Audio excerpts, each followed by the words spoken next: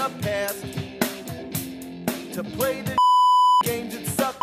He'd rather have a buffalo take a diarrhea dump in his ear. He'd rather eat the rotten of a roadkill skunk and down it with beer. He's the angriest gamer you've ever heard. He's the angry Nintendo nerd. He's the angry Atari Sega nerd. He's the angry video game nerd.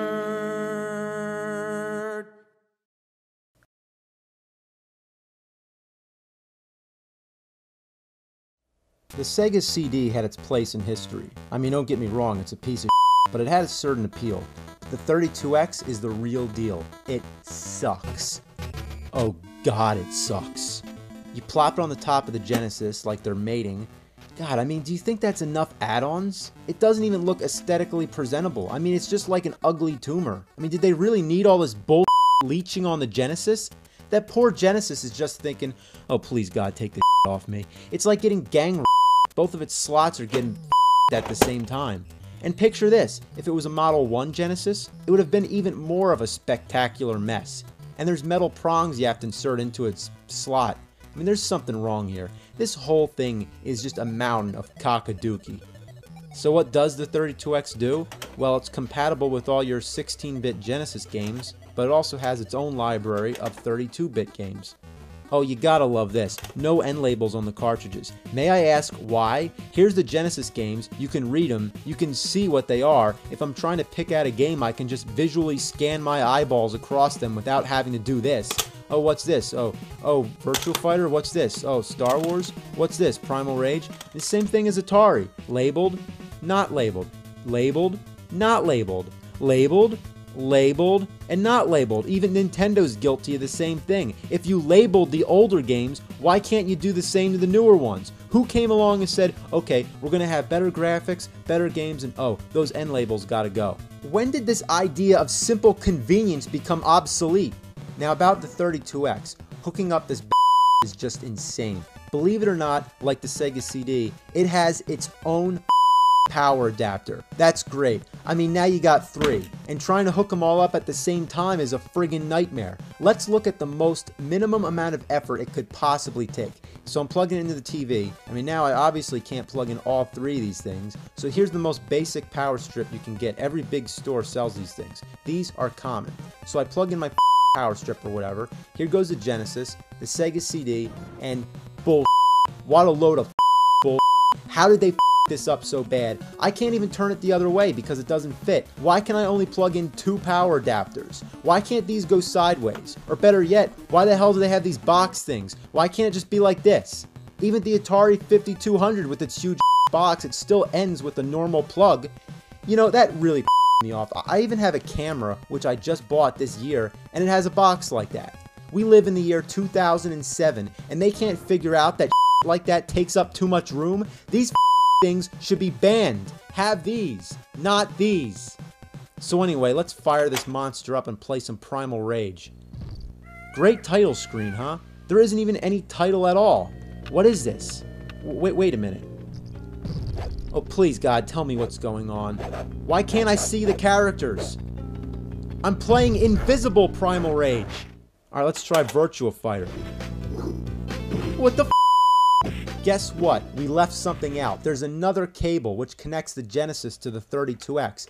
Isn't it enough that the damn thing is inserted onto the top of the Genesis? Why does it need another connector? Look at this. It's a mess. And what a perfect visual analogy. Sega invented the 32X to increase the lifespan of the Genesis.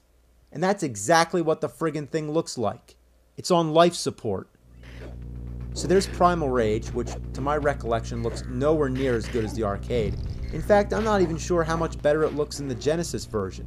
You got all the moves, the farting, the puking, the thing, which I can't do, so if you want to try that out, be my guest. I mean, that's what I hate about this game, the moves. They're so awkward, especially the fatality moves. I mean, just forget about it. It's always something like hold these 3 buttons and then tap some weird combination on the control pad. I don't know why they make any moves that require you to hit up, because you know what happens? You jump. I'm sorry, but when I have to download a move list and remember all kinds of combinations of buttons, that just ruins the game for me. Then you got Doom, which is one of my all-time favorites, but the music sounds like Compare it to the Super Nintendo version.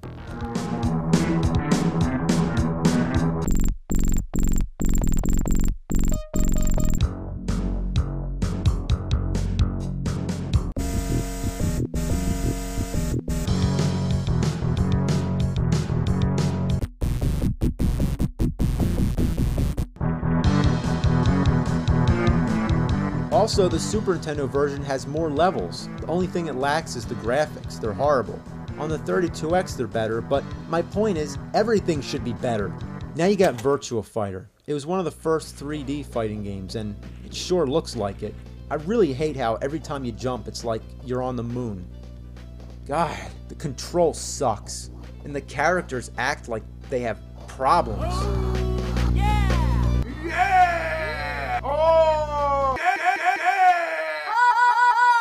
Now we got Star Wars. Yeah, it's an arcade classic, but I don't know about this one. I mean, the graphics are everything looks like a polygon, and it's putting me to sleep. Like my Sega CD video, keep in mind, I'm limited to how many games I can review.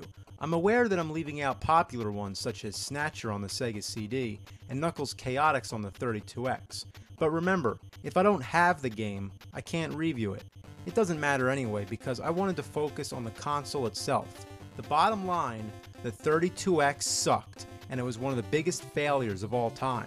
And just to celebrate their failure, or just for and giggles, they released a few CD 32X games which require both the 32X and the Sega CD. So if you happen to own both this pile of vomit and this piece of you can mix the two together.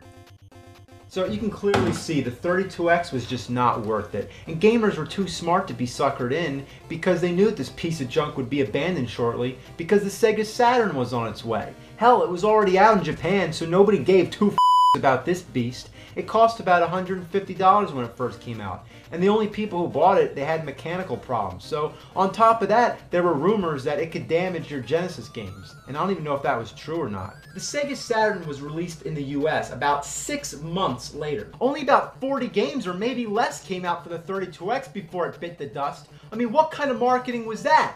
What were they thinking? And on top of that, Sega had yet another console planned in between called the Neptune, which was scrapped pretty quickly. All it was going to be was a standalone 32X anyway, which is what it should have been in the first place.